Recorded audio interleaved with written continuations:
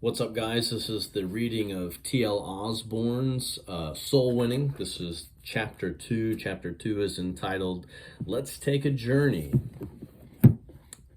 Let's do it. How would you like to visit the early church? Would their lifestyle of soul winning interest you? How do you think they functioned as a church?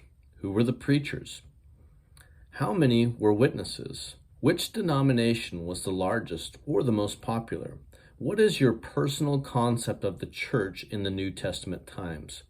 Could we follow its example, or have times changed too much? Let's take a journey in our minds and make a visit to the church at Ephesus.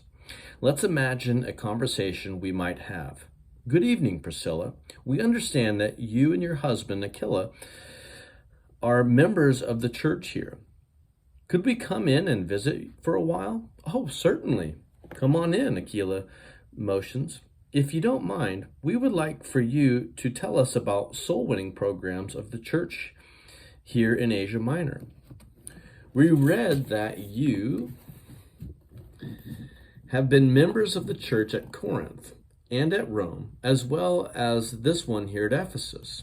You must be qualified to tell us about evangelism in the New Testament church. If you don't mind, we'd like to visit your church while we're here.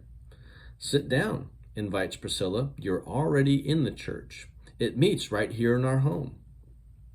Where's your sanctuary? We ask, where is the church building? What's a church building? Aquila queries. No, I guess we don't have one. Tell us, what are the believers doing to reach the city of Ephesus with the gospel? We've already evangelized Ephesus. Every person in the city has received a gospel witness. What? Yes. Is that unusual? How did you do it? You don't have a radio or television or electronic communication? Did you organize a big public evangelism meeting? No. As you may have heard, we tried public meetings in the area, but many Christians were arrested and thrown in jail because of their witness that Christ has risen from the dead. Well then, how have you reached the entire city? We've just gone to people, wherever they are, at work or in their private homes, and we have given Christ's message to them. That's the way believers evangelized in Jerusalem.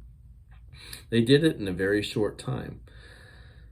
And the other churches in Asia Minor have followed their example. Does that idea work everywhere? Yes, I believe that we can say that it does. There are so many converts that some of the pagan leaders are afraid that their own religions are in jeopardy. When Paul left Ephesus for the last time, he really urged us to keep on witnessing of Christ, regardless of the cost, and to do it publicly and from house to house. Priscilla and Aquila, this is truly amazing to us. At this rate, there is no way to imagine how many people are going to hear the gospel of our Lord Jesus Christ. Oh, you haven't heard? We've already shared the good news with all of Asia Minor, witnessing to both Jews and to the Greeks. That's not possible. You don't mean everybody. Yeah, everyone. But that would include Damascus, Ephesus, dozens of large cities, as well as towns and villages, and even nomadic desert tribes. How long did it take the believers to reach all of these people? Well, not long. 24 months to be exact. The same thing is happening all across northern Africa and southern Europe. In fact, some of the believers have already reached as far west as Spain. We've even heard of some great island nations far to the north. We're quite sure that some Christians are already reaching them. Well, what you two believers have told us is overwhelming.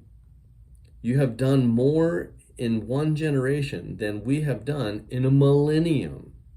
That's strange, the couple remarked in amazement. The job has been rather simple for us. We're sorry to hear that things have moved so slowly for you. Perhaps there's a better way for you to share the good news about Christ. And that is the reading of chapter 2, T.L. Osborn's book, Soul Winning.